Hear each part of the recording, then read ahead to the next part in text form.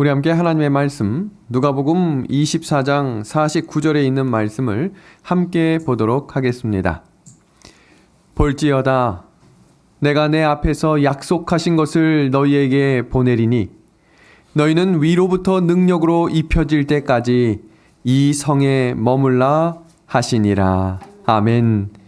오늘 이 본문 성경에서는 하늘에서만 받을 수 있는 것을 소개하면서 하늘에서 주시는 이것은 아버지께서 약속한 것이며 이것을 받기 위해선 너희가 약속된 성에 있어야 한다라고 말합니다.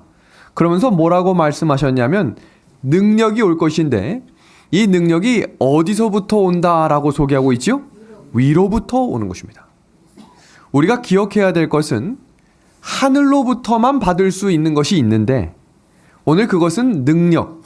그럼 도대체 이 능력은 무엇을 의미하는 걸까요? 성경 사복음서에는 예수님을 만나기 위해 나오는 사람들의 이야기가 기록되어 있는데 지난주 우리 교과를 공부하면서 이 중풍병자의 이야기를 아마 자세히 살피셨을 겁니다. 근데 이 장면을 보시면 사람들이 너무 많아서 예수님을 만나고 싶어도 만날 수가 없었어요. 그래서 이들이 어떻게 했나요? 지붕을 뜯었지요? 그리고 어떻게 예수님을 만나러 갔죠? 위에서부터 내려갔습니다. 지금 예수님을 만나는 장면들이 어떻게 만나는지 한번 보십시오. 다음 장면은 삭개오의 이야기인데요. 삭개오가 수많은 사람들이 예수님이 온다는 소문을 듣고 군중같이 많이 모여있던 그 자리에서 예수님을 만나기 위해 결정적으로 선택한 것은 올라갔어요. 그랬더니 예수님이 그 앞에 딱 찾아오셔서 삭개오에게 하신 말씀이 있었죠? 뭐 해라 그랬어요. 내려오라 했어요. 지금 이 공통적인 장면들 보이십니까? 예수님을 만날 때 물론 직진으로 가서 수평적으로 만날 수 있지만 왜 성경은 이 내용을 상징적이면서 원칙적인 위에서부터 내려와야 예수님을 만난다고 소개하는 걸까요? 또 다른 장면은 마가복음 9장에서 예수님께서 제자 3명과 함께 산에 올라가셨어요. 그리고 올라가신 장면을 이렇게 표현하고 있습니다. 예수께서 데리고 따로 높은 산에 뭐 했다고 표현되어 있어요? 올라갔다. 오늘 성경 본문에서는 너희가 능력을 받을 것은 어디로부터 온다라고 소개하고 있어요. 위로부터 온다 그랬어요. 여러분 성경 시편 121편 1절과 2절 다 함께 읽어볼까요? 시작. 내가 산을 향하여 눈을 들리라. 나의 도움이 어디서 올까? 나의 도움은 천지를 지으신 여호와에게서로다. 아멘. 여러분 왜 성경은 우리가 위로가 필요하고 능력이 필요할 때마다 눈을 들어 하를 보라 라고 소개하고 눈을 들어 너희가 예수를 바라보라, 예수님을 보라라고 말하지 않고요. 눈을 들어보라 라고 소개하고 있어요. 왜 우리에게 이렇게 소개하는 걸까?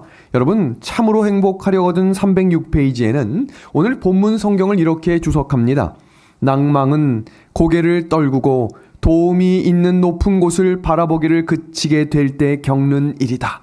우리가 마음 가운데 절망이나 낙담이 올 때 왜 낙담이 오는가를 고개를 떨구기 때문이다 라고 표현해요. 그 다음 구절입니다. 그러므로 희망을 가지려면 떨구었던 고개를 다시 들고 도움이 올 높은 곳을 바라보아야 한다. 왜 하나님께서는 위로부터 능력이 임한다고 말했을까? 사람이 절망하면 눈을 땅으로 떨어뜨린다고 표현하죠? 그 절망과 희망을 공존하는 대표적인 성경의 인물이 있어요. 그 인물도 마음이 힘들고 낙심이 됐을 때는 고개를 떨굽니다. 그런데 다시 소망과 희망을 품기 위해 그가 고개를 들어 하늘을 봅니다. 그 특별한 두 가지를 다 인생 속에서 경험하고 대표성을 띠며 절망의 아이콘이었지만 희망의 아이콘으로 나아갔던 성경의 인물이 바로 야곱이라고 하는 인물입니다. 성경에서 야곱의 인생을 크게 세 부분으로 나누고 있는데요. 첫 번째는 욕망의 인생이었다라고 표현합니다. 그는 어떤 욕망을 가졌는가? 출생할 때 쌍둥이였거든요. 근데 이 둘째가 첫째 형이 뭘 잡고 태어났다라고 표현하고 있어요. 발뒤꿈치를 잡고 태어났다 이렇게 표현합니다. 두 번째입니다. 팥죽 사건으로 배고파하는 형님에게 내가 팥죽 줄 테니 나한테 못 팔아 라고 얘기해요. 욕망이 아주 넘쳐나고 있어요. 마지막이죠. 아버지를 속이고 연극까지 해가면서 장자의 명분을 속여서 얻는 욕망의 사람입니다. 그리고 두 번째 단계는 그렇게 해서 결국 도망의 인생을 살아가며 외롭고 낙담의 삶 속에 그의 인생의 수십 년이 지나가게 됩니다. 그리고 이제 20년이 훌쩍 지난 어느 날 다시 하나님의 약속을 붙들고 전진해 오던 어느 자리에서 어떤 일이 벌어진지 알고 계시죠?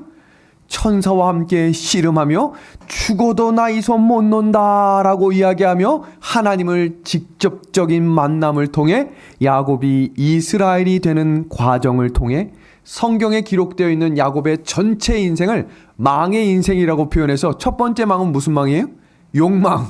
두 번째 망은 절망. 세 번째 망은 희망.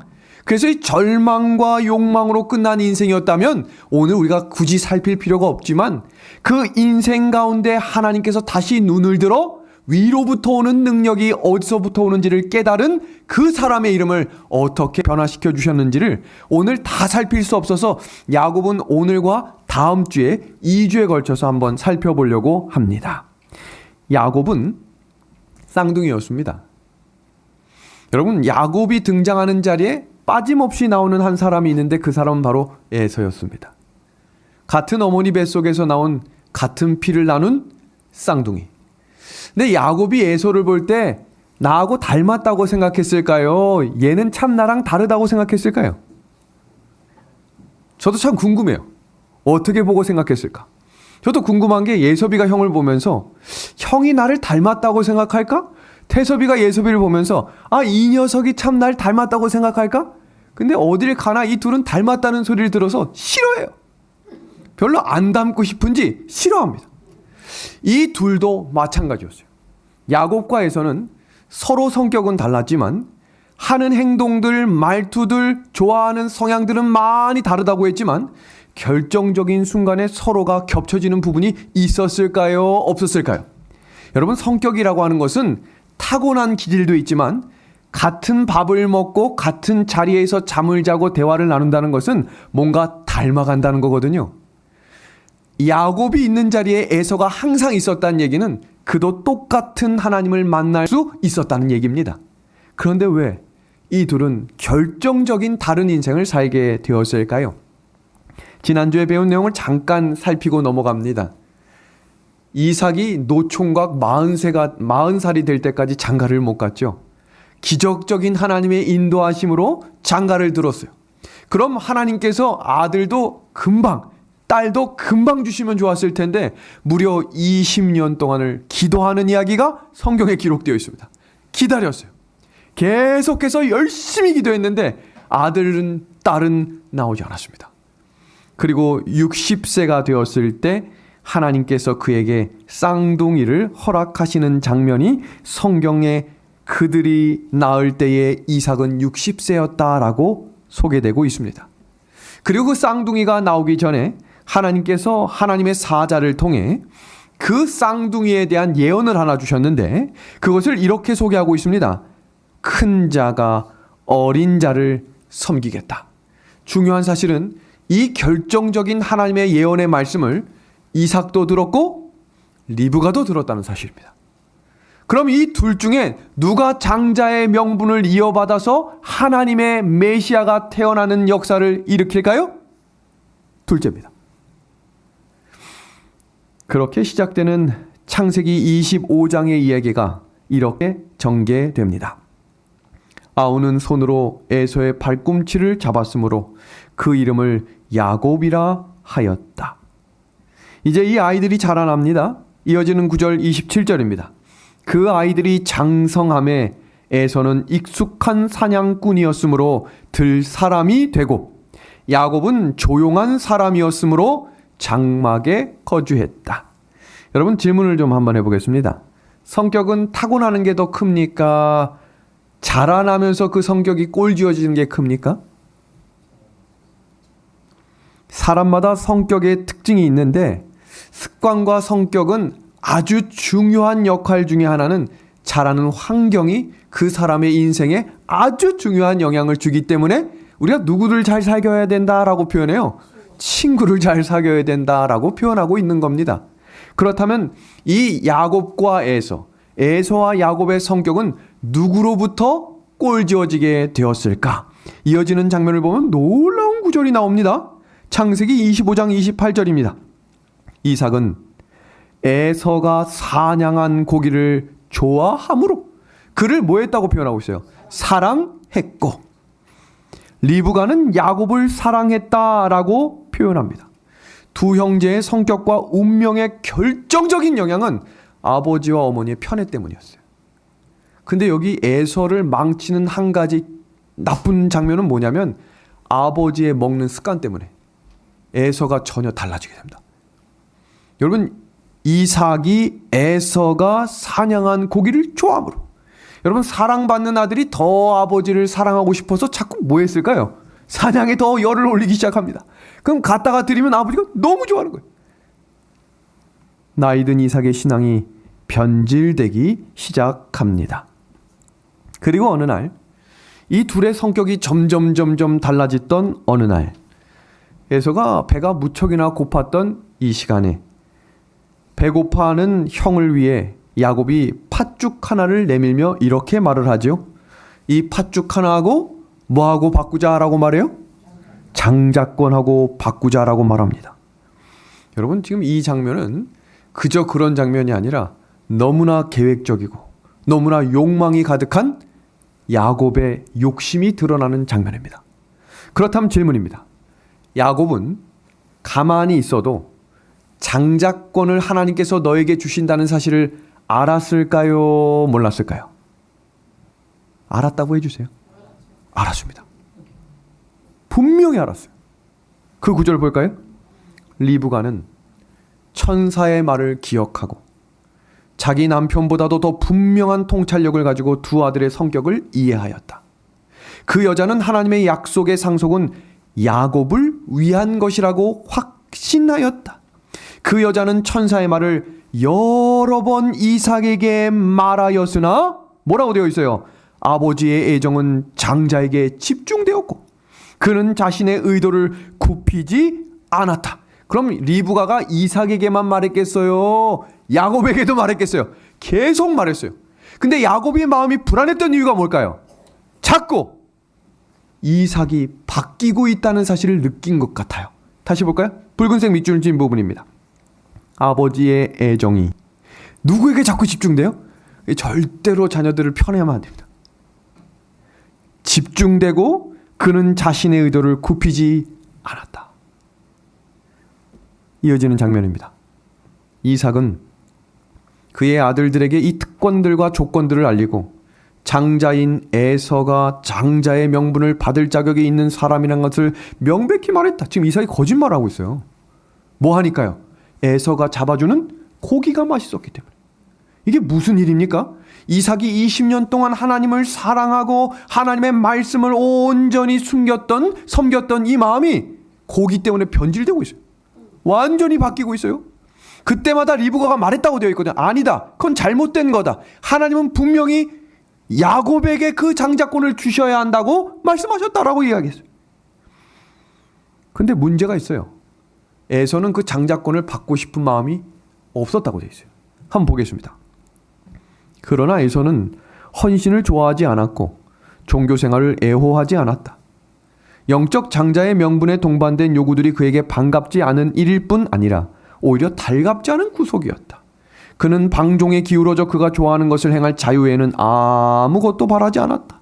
그에게는 권세와 부귀, 잔치와 연락이 행복의 전부였다. 그럼 여기 있는 어린이들이 질문할 수 있어요. 목사님, 장자의 명분이 뭡니까? 여러분, 장자의 명분 세 가지가 있는데요. 그 첫 번째는 아버지의 재산을 받을 때 똑같이 분배받지 않고 2배를 받아요. 많이 받는 거예요. 두 번째는 가장의 제사장이 되는 직분입니다. 그러니까 머리가 되는 겁니다. 마지막 세 번째는 그의 가족 중에 약속된 메시아가 옵니다. 대단한 특권입니까? 단순한 것이 아니에요.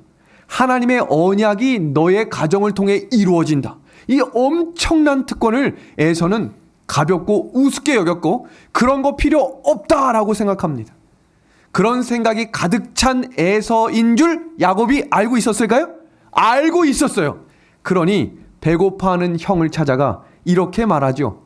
팥죽 한 그릇하고 말도 안 되는 거예요. 여러분, 팥죽 한 그릇에 그게 가치가 어느 정도겠어요? 이거와 지금 이 세 가지를 완전히 바꾸는 것인데도 아무 생각이 없어요. 뭐라고 얘기합니까? 장자의 명분이 뭐가 중요하냐? 이어지는 구절 볼까요? 야곱이 떡과 팥죽을 에서에게 주니 에서가 먹으며 마시고 일어나 갔으니 에서가 장자의 명분을 가볍게 여겼더라. 먹고 사는 일 때문에 하나님이 주시는 약속을 업신여기거나 가볍게 여기는 것은 대단히 위험한 일입니다. 왜 그런가 볼까요? 성경 히브리서 12장 16절입니다. 음행하는 자와 혹 한 그릇 음식을 위하여 장자의 명분을 판 에서와 같이 뭐한 자라고 표현하고 있죠? 망령된 자라고 표현하고 있어요. 아주 중요한 단어입니다. 하나님의 말씀을 경홀히 여기고 아무 가치 없다고 업신 여기게 되면 성경은 그 이름을 뭐라고 일컫고 있습니까? 망령된 자라고 일컫고 있어요. 이어지는 구절 영감의 글 봅니다. 야곱은 장자의 명분이 자신에게 주어지리라는 하나님의 암시를 어머니에게서 배우고 그의 마음은 그것이 줄 특권에 대한 말할 수 없는 소망으로 충만하였다. 그렇다면 이 사실을 알고 있었던 야곱이 왜 굳이 팥죽을 끓여가지고 그걸 형한테 주면서 왜 그걸 나한테 팔으라고 말했을까요? 나아가 이삭 아버지께서 이제 잘 잡아온 사냥으로 나에게 가져와라. 그럼 내가 너에게 축복의 장자의 축복을 너에게 주겠다라고 하는 그 얘기를 듣고 알고 있었던 리브가도 그 약속을 계속해서 들었던 야곱도 속여가며 왜 그것을 굳이 얻으려고 했을까요? 그 이유를 이렇게 소개합니다. 다 같이 한번 읽어볼까요? 야곱은 시작. 야곱은 그가 경외하는 하나님에 대한 경험적 지식이 없었다. 어릴 때부터 너무 많이 듣고 자랐는데 한 번도 하나님을 개인적으로 만난 적이 없었다는 거예요. 교회를 열심히 다니긴 다녔어요. 엄마 아빠 손잡고 다니고 캠프도 다니고 하는 거 다 했어요. 근데 문제가 결정적일 때에 하나님을 선택해야 되는 개인적 믿음 속에 하나님을 알고 있는 경험이 한 번도 없었다는 거예요.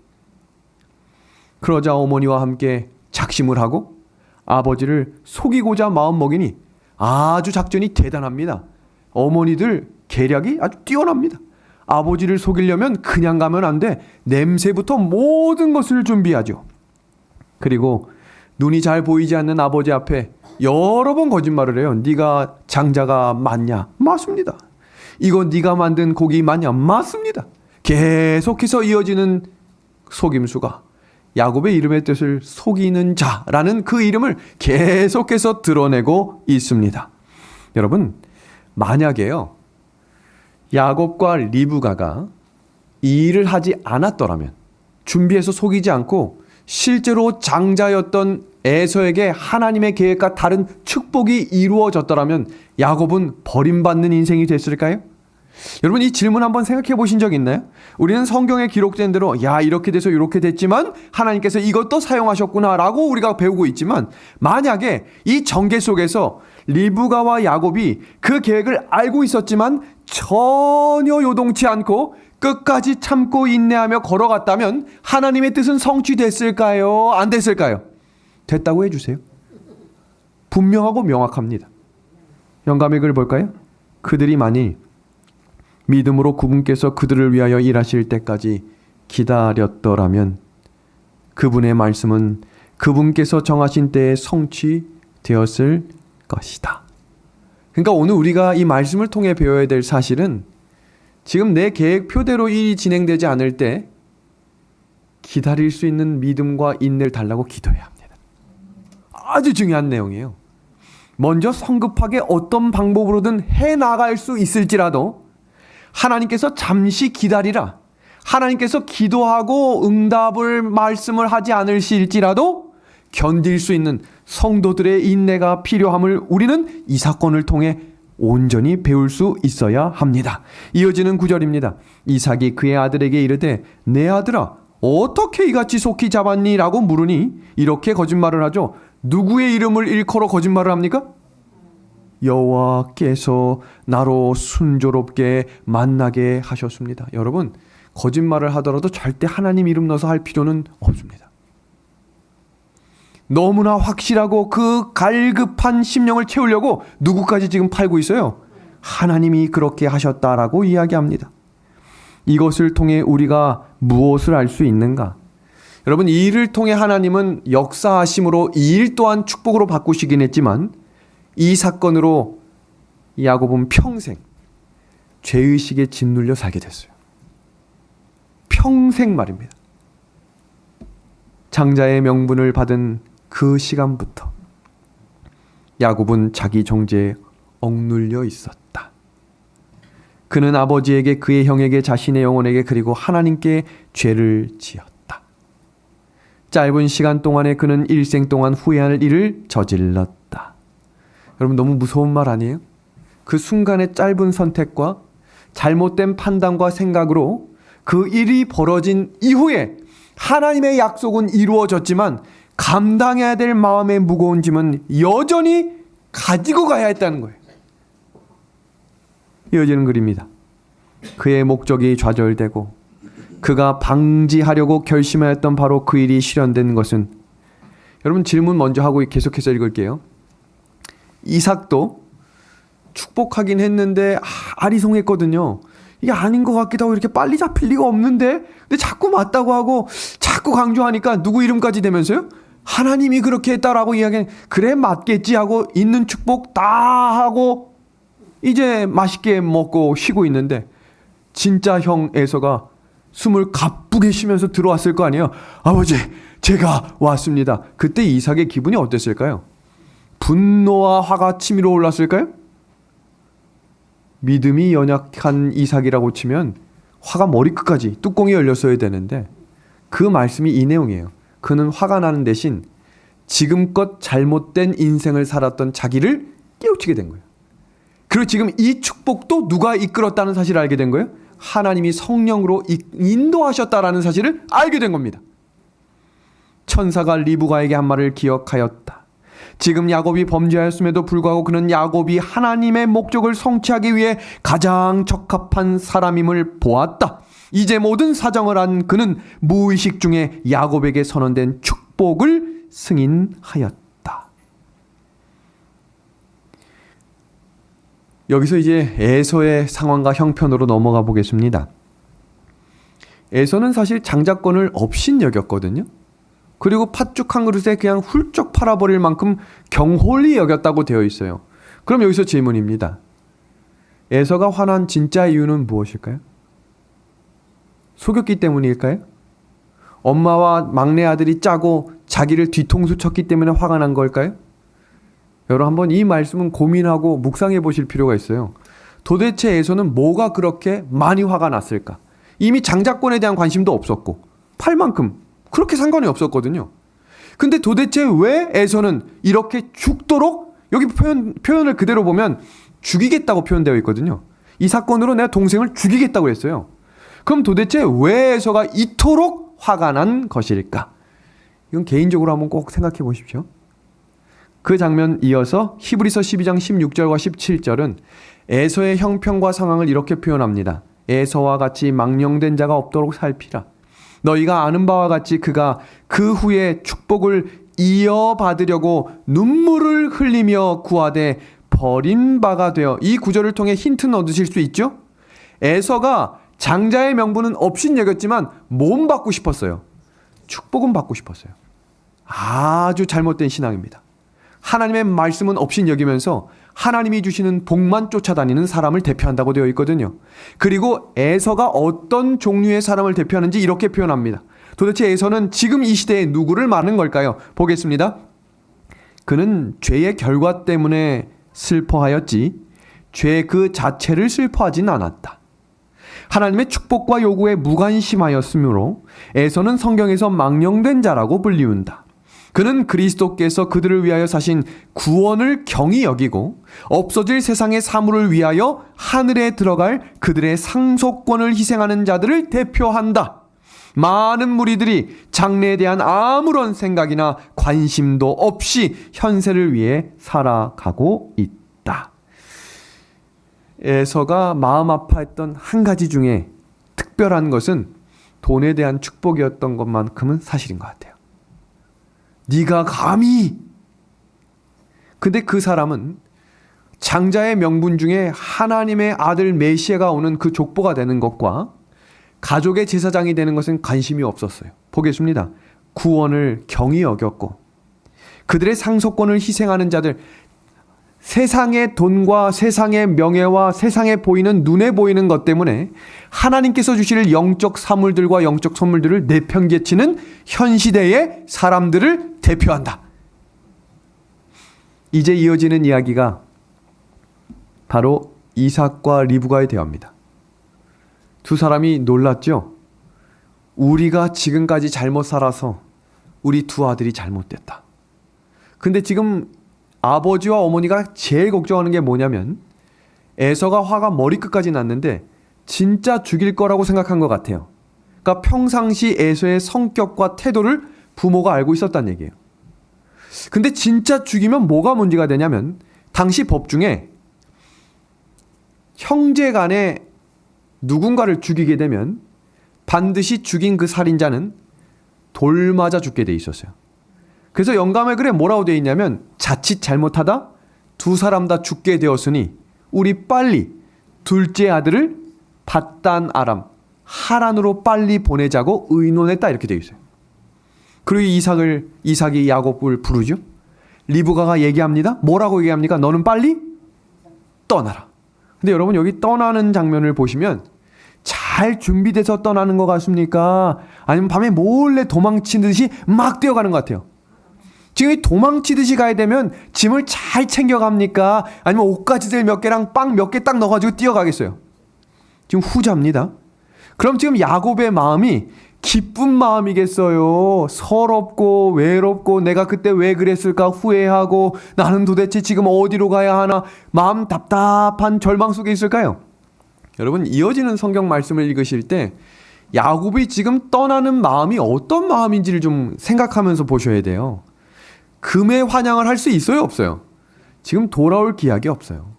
이건 뭘 의미하냐면 부모님이 죽어도 못 돌아올 수도 있고 지금 야곱이 가는 거리는 그냥 동네를 걸어가는 거리가 아니라 어마어마한 거리를 걸어가요. 지금 지도를 좀 볼게요.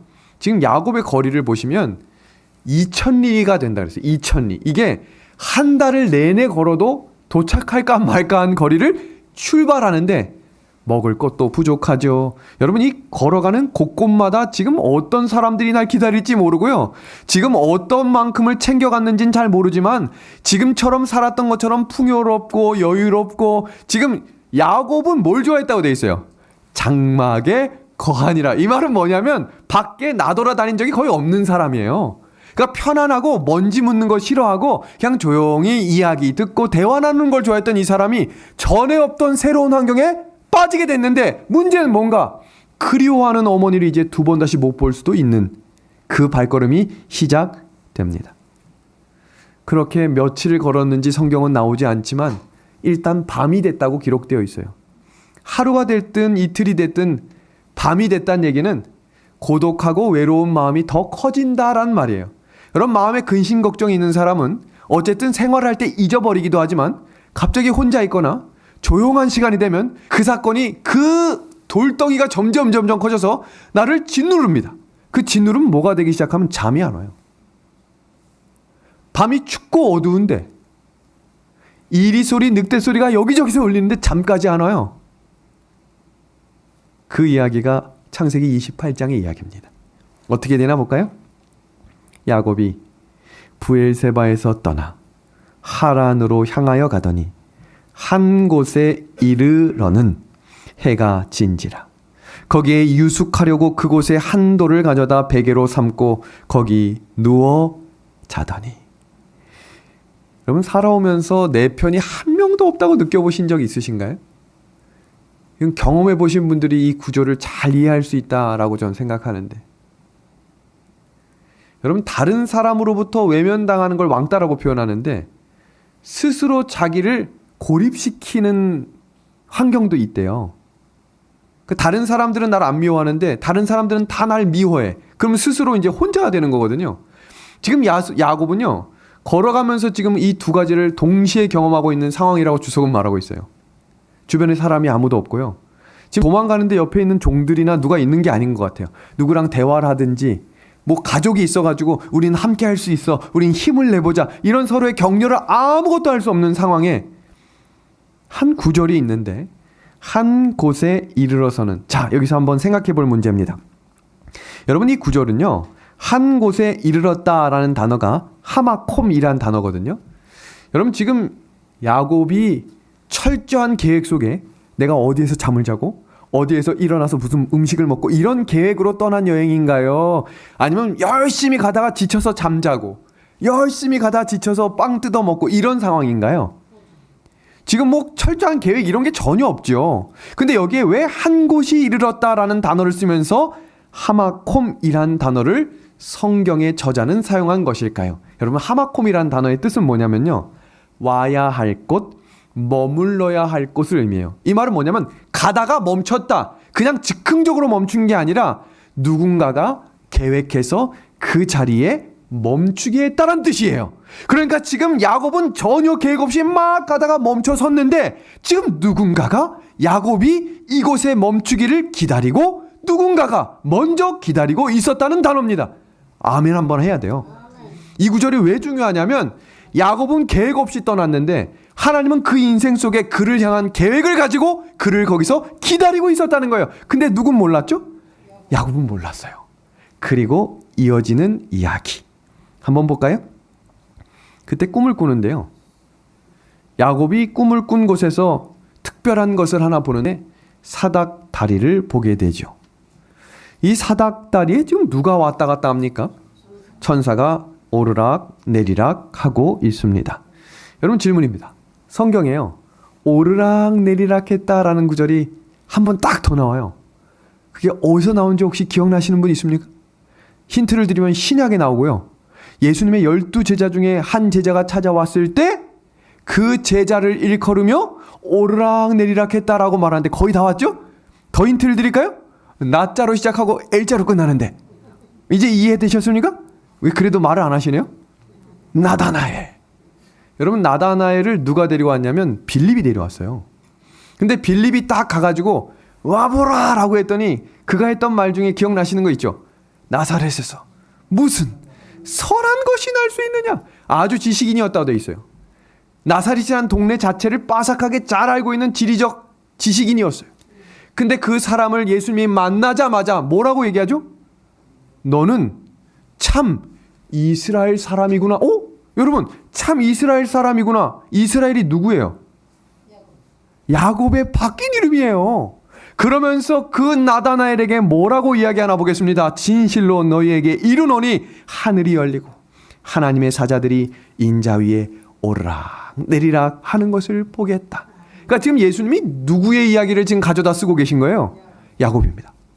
여러분, 지금 이것을 영어 성경으로 보시면 여기 it이라고 하는 이 단어가 사닥다리를 가리키거든요. 그럼 이 it이라고 하는 단어와 이 같은 자리에 있는 이 단어 누구예요? 인자이신 예수님을 일컫는 단어입니다. 그럼 이 구절 속에서 우리가 여러 단어들을 살피지 않아도 오르락내리락 하고 있는 지금 이 자리가 누가 너와 함께하고 있음을 지금 야곱에게 알려주시는 거예요. 예수님이. 너 지금 혼자 간다고 생각하고 있니? 아니야. 예수님이 먼저 너보다 이 자리에서 널 기다리고 계셨어. 이 구절이 영감의 글에 이렇게 표현됩니다. 이 이상 가운데 구속의 경륜이 야곱에게 나타났는데 완전하진 않았지만 그 당시 그에게 필요되는 부분만큼만 나타났다. 여러분, 제가 이 구절을 보면서 영감의 글이나 성경의 구속과 관련된 내용들을 이렇게 찾아보니까 여러분, 에녹이 홍수기별을 전했거든요. 노아도 홍수기별을 전했잖아요.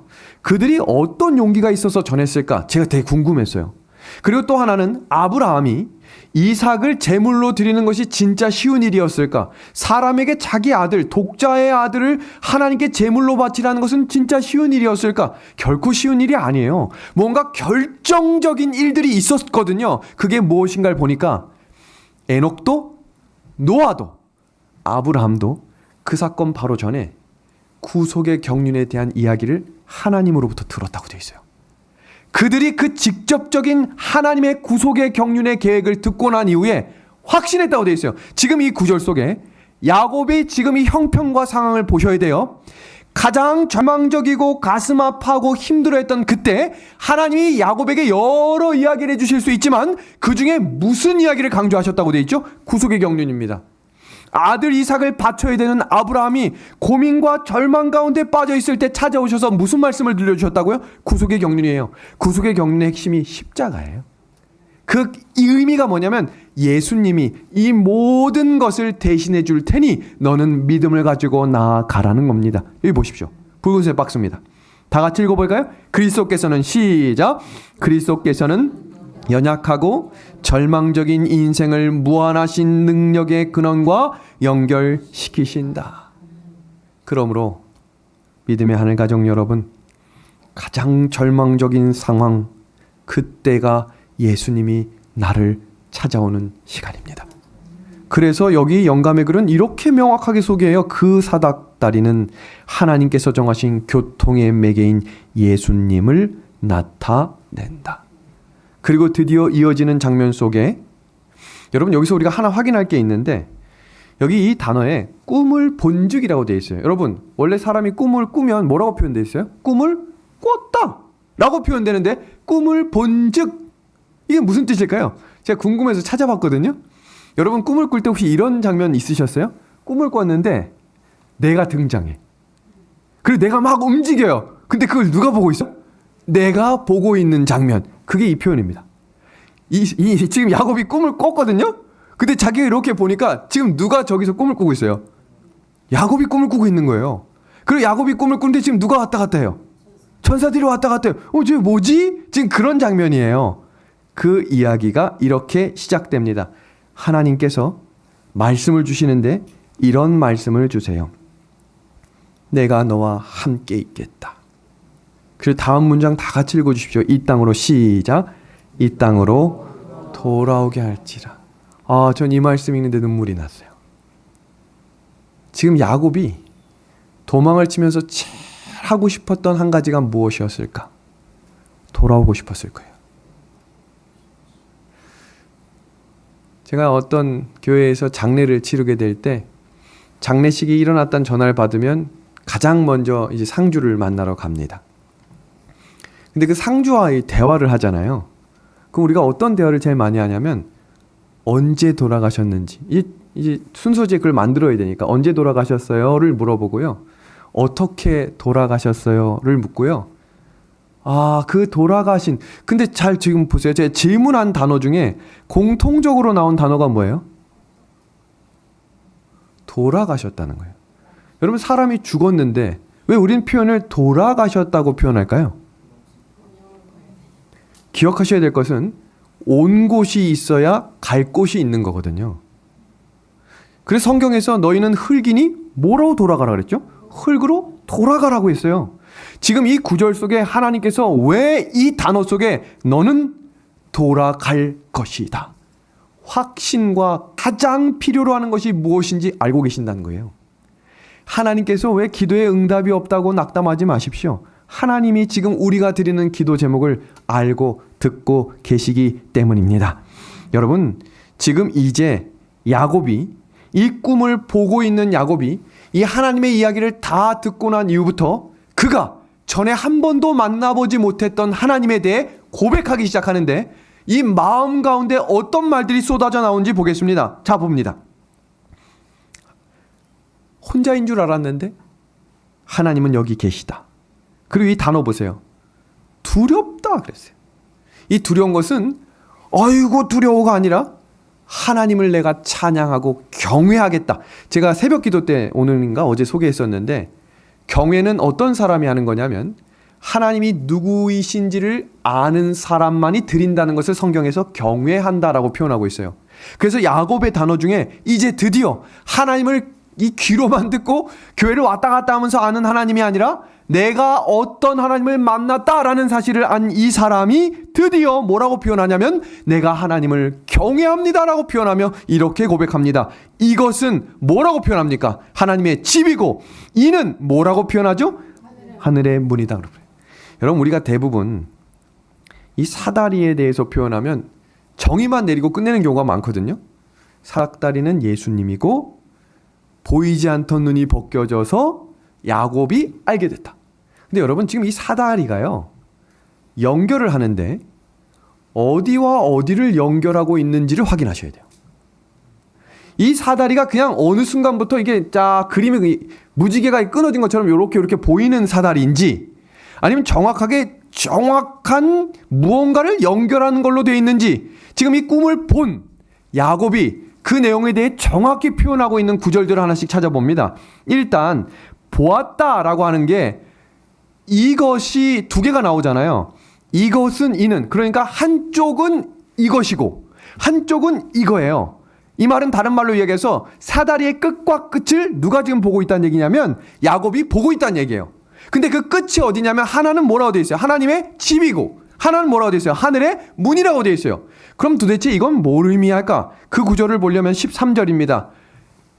야곱이 꿈에서 보니까 하나님께서 그 위에 서 계시대요. 그러니까 지금 그 끝이 어디란 얘기예요? 하늘인데 그곳에 지금 누가 계시죠? 하나님이 계십니다. 그러니까 지금 여기는 어디겠어요? 하나님의 집이겠어요? 하늘의 문이겠어요? 하늘의 문이라고 해주세요. 하늘의 문이에요. 문. 하늘의 문에 지금 서 계신 장면을 보고 있는 거예요. 그럼 도대체 하나님의 집이란 단어는 어디를 일컫는 말일까? 이어지는 장면, 창세기 28장 21절과 22절입니다. 거의 막바지로 다 오고 있습니다. 조금만 더 주목해 주십시오. 내가 평안히 아버지 집으로 돌아가게 하시오면 여호와께서 나의 하나님이 되실 것이고 내가 기둥으로 세운 이 돌이 뭐가 된다고 되어 있어요? 하나님의 집이 될 것입니다. 사닥다리 끝에 연결된 이 자리가 뭐가 될 것입니다 라고 표현하고 있어요? 하나님의 집이 될 것입니다. 그리고 그 집의 이름을 뭐라고 붙이나 봅니다. 야곱이 아침에 일찍이 일어나 베개로 삼았던 돌을 가져다가 기둥으로 세우고 그 위에 기름을 붓고 그곳 이름을 벳엘이라 하였으니, 벳엘이란 이름의 뜻은 뭐예요? 하나님의 집이 됩니다. 그리고 성경에 등장하고 있는 하나님이 야곱을 지칭할 때마다, 야곱이 등장할 때마다 하나님이 자신은 뭐의 하나님이라고 부르나 읽어봅니다. 첫 문장 같이 읽어볼까요? 나는 시작. 나는 베델의 하나님이라. 여러분, 야곱이 온전히 일어섬을 받을 수 있었던 이유는 베델의 하나님을 만났기 때문이에요. 여러분이 가지고 계신 하나님의 집이 어디입니까? 가장 힘든 순간 내가 하나님을 붙들었던 그 자리가 하나님의 집이 되어야 우리도 다시 넘어질지라도 일어설 수 있는 믿음의 능력을 위로부터 옷 입게 될 것입니다. 하나님의 집, 벳엘의 하나님이, 오늘 그 야곱의 하나님이 나의 하나님이 되기를 소망하며 오늘 성경 공부를 마치도록 하겠습니다.